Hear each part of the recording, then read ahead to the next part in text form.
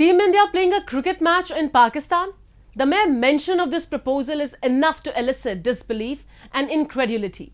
How can India, a victim that has lost more of its people to Pakistan-sponsored terrorism than to any hazard, any crisis or any war, engage in a sports contest on Pakistani soil? India has unequivocally stated on several occasions that Team India would not entertain an India-Pakistan match on Pakistani territory, no matter how much the country pleads, provokes or even threatens. Join us as we discuss why Pakistan is responsible for the near demise of the Indo-Pak cricket rivalry and why, despite their threats and provocations, Pakistan is set to lose a whole lot more than the privilege of hosting a few cricket matches. The Pakistan Cricket Board, PCB, has threatened to boycott the 2023 Cricket World Cup, slated to be held in India in October and November, if the Indian cricket team doesn't visit them for the Asia Cup in September. A desperate Pakistan Cricket Board has also attempted to spin a narrative painting themselves as a victim, implying that India, the richest cricketing board globally, is wielding its monetary might by unjustly depriving the country of a level playing field. This allegation has been leveled despite a transparent administrative system in place with International Cricket Council and the ICC having the exclusive authority to make decisions. The India-Pakistan game is the biggest game in town. It's bigger than Australia-England. It's bigger than India-Australia. How can we jeopardize that by a stubbornness, without reason, without explanation? India not coming to Pakistan. This statement from the PCB chairman was devoid of both facts and reason.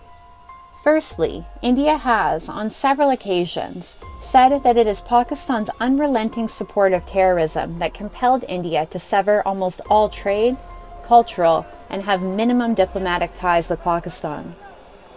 Secondly, why would other teams who are traveling to Pakistan after a long absence perceive Pakistan as dangerous if Islamabad's agendas were directed at India alone? Some say that this statement is an example of Pakistan's textbook tactics of attempting to score brownie points with the international community. Others believe that a cash-strapped Pakistani cricket board is attempting to secure a bailout, something the country is all too familiar with. There are also reports that Pakistan is set to lose an additional $3 million if India decides to not travel for the Asia Cup. On top of all, however, is the news that the Asian Cricket Council, the regional administrative body, is exploring the possibility of shifting the tournament to another country. The Asian Cricket Council could shift the Asia Cup to another country because of the escalating turbulence in Pakistani politics, which, according to many, may pose significant security challenges.